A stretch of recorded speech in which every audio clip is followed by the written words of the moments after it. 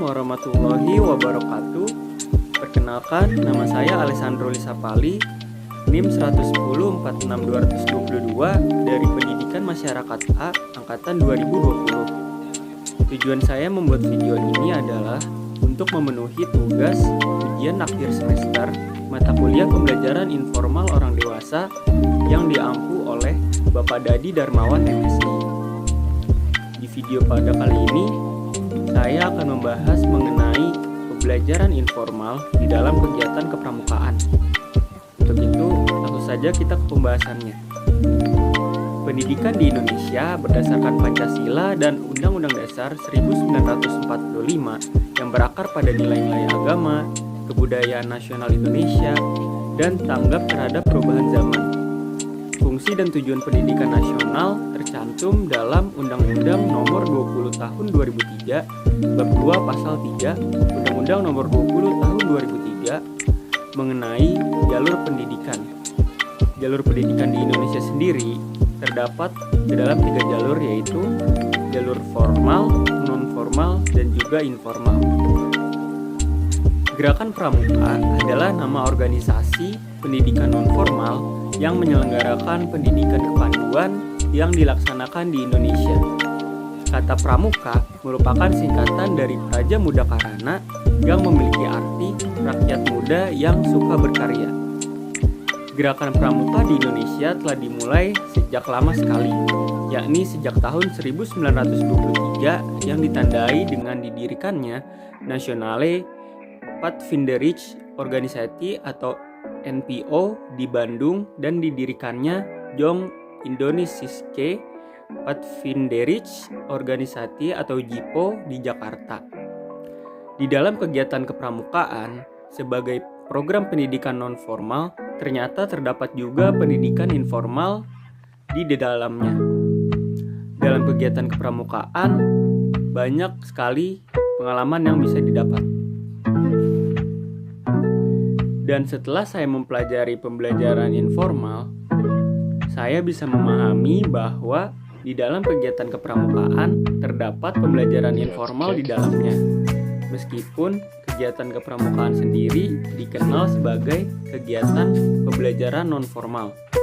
Dari situ bisa kita buktikan bahwa pendidikan informal tidak hanya bisa kita dapatkan di dalam keluarga saja, seperti stigma masyarakat mengenai pendidikan informal. Pendidikan informal juga terdapat di pembelajaran baik formal maupun non-formal. Di dalam kegiatan kepramukaan sendiri, terdapat pembelajaran informal seperti self-directed learning, incidental learning, dan social learning.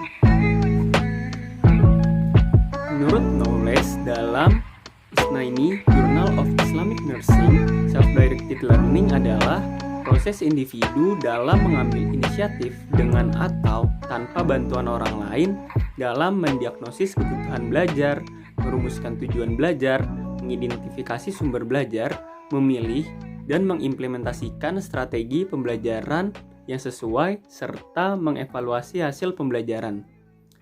Contohnya di kegiatan kepramukaan adalah pada saat seorang pramuka mendalami materi atau scouting skill seperti sandi-sandi, pioneering, survival, dan sebagainya.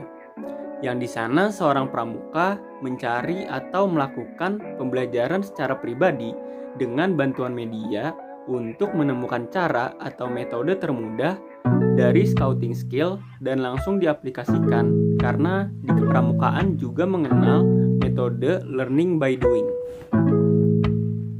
Setelah kita sudah membahas mengenai self-directed learning, kali ini saya akan membahas mengenai pembelajaran informal yang kedua yang terdapat di dalam kegiatan kepramukaan, yaitu indirected learning. Menurut Krashen dalam Makassau Jurnal Jumpa, incidental learning adalah pembelajaran yang tidak direncanakan, tidak dirancang, atau merupakan pembelajaran yang terjadi secara kebetulan. Jadi incidental learning ini adalah pembelajaran di mana kita baru menyadari bahwa ada pembelajaran di dalam insiden di masa lalu atau kegiatan insiden pada masa lampau. Di dalam kegiatan kepramukaan terdapat incidental learning, yaitu di dalam kegiatan kepramukaan terdapat sistem beregu, di mana warga belajar dibagi menjadi beberapa regu dan setiap regu terdiri dari atas 8 hingga 10 orang. Dan di dalam regu terdapat pembentukan ketua, wakil, dan sebagainya. Dari pembentukan regu ini terdapat pemberian materi dari pembina yang dimana pastinya akan diselesaikan oleh regu dengan cara bermusyawarah. Dan dari hal itu, ketika kita sudah di masyarakat, kita baru sadar apabila dalam sistem beregu adalah simulasi kecil di dalam masyarakat. Di dalam masyarakat pastinya terdapat pemimpin dan anggota dan pastinya bermusyawarah untuk memecahkan masalah atau memenuhi kebutuhan. Setelah kita sudah membahas mengenai self-directed learning dan juga incidental learning, kali ini kita akan membahas mengenai pembelajaran informal ketiga yang terdapat di dalam kegiatan kepramukaan, yaitu social learning. Menurut Albert Bandura dalam Yanto, Jurnal Pendidikan dan Pembelajaran Dasar, social learning ini menerima sebagian besar prinsip teori belajar perilaku, tetapi memberikan lebih banyak penekanan pada efek-efek isyarat pada perilaku dan proses mental internal. Di dalam kegiatan kepramukaan, sangat banyak sekali kegiatan yang dilakukan di luar ruangan atau di masyarakat.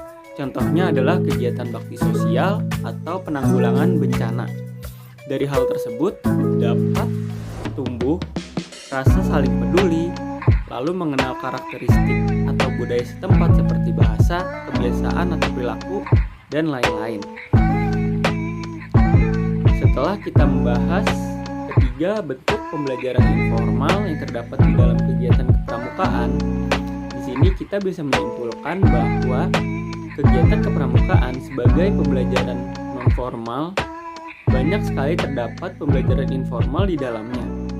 Contohnya seperti self-directed learning, yaitu pembelajaran secara otodidak untuk memahami materi kepramukaan. Lalu incidental learning, yaitu sistem beregu yang di dalamnya terdapat sebuah simulasi kelompok kecil seperti yang ada di masyarakat. Lalu yang terakhir yaitu social learning, yaitu pembelajaran yang didapat dari sosial, contohnya seperti bakti sosial atau pengabdian masyarakat.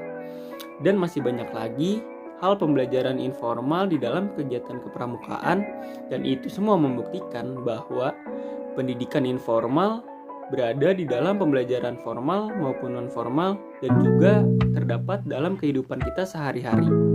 Maka dari itu, pendidikan informal lebih unggul untuk prospek ke depan dan di era sekarang juga lebih cepat untuk mengikuti dalam perkembangan zaman. Ya, mungkin sampai di sini pembahasan saya mengenai pembelajaran informal di dalam kegiatan kepramukaan yang bisa saya sampaikan.